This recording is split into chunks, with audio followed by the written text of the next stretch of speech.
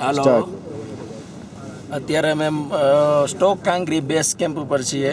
Light નથી થતી ને? ના. અને હાઇટ છે અત્યારે 16,400 ફૂટ. આજે તારીખ છે 7/8/2017 સોમવાર.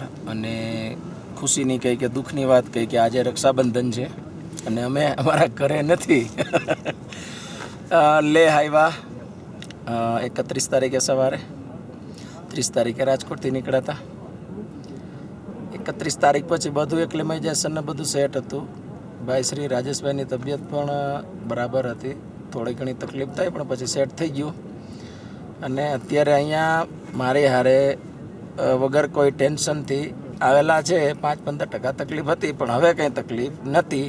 And now we are ready for summit Stok Kangri 20,187 ફીટ્સ.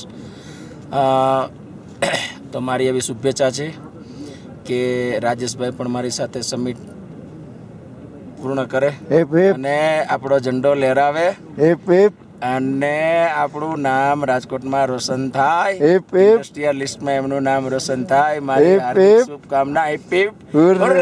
Yes, આગળ કન્ટિન્યુ. બીજું તમારે બોલવું? ના, તમારું હવે હું લો. ઓકે, ચાલુ જ છે ને? ઓકે.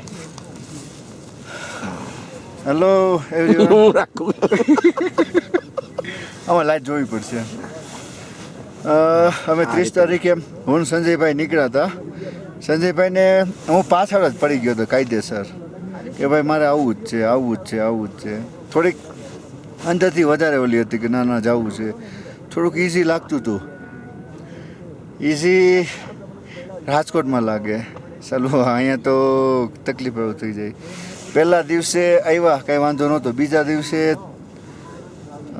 પેલું શું કહેવાય, ઓક્સિજન લેવલ ઘટી ગયું એટલે ભાઈને 0% હશે. રાજકોટમાં કાંઈ એને કંઈ ફેર જ ન પડ્યો.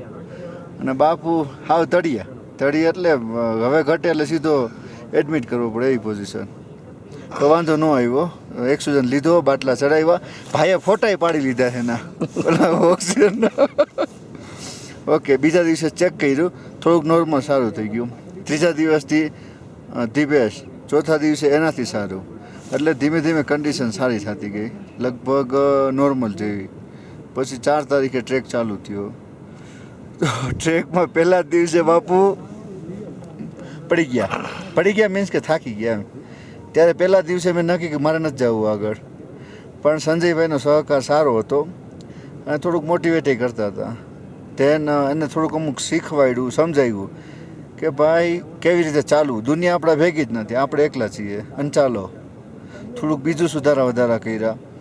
તો બીજા દિવસથી એનાથી સારું, ત્રીજા દિવસે એનાથી સારું. આજે ધી બેસ્ટ, વાંધો નથી. પણ આ બધું સંજયભાઈ ઉપર હું તો ઢોળી શકું. પહેલાં હું નહોતો માનતો પણ પ્રેક્ટિકલી આવ્યું ત્યારે ખબર પડી કે ના ઓકે. અને આજે અમે જઈએ છીએ. સંજયભાઈ કરશે એ મને ખ્યાલ છે, ફાઇનલ છે મારા માટે. અત્યારે આમ કહું ભાઈ હું કરીશ, યસ. પણ થાય ન થાય, હું 16,300 બેઠો એ મારા માટે મોટી વસ્તુ છે.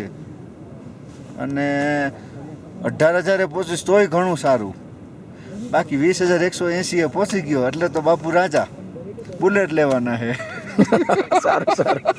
Okay, hip hip hurray, hip hip હુર્રે.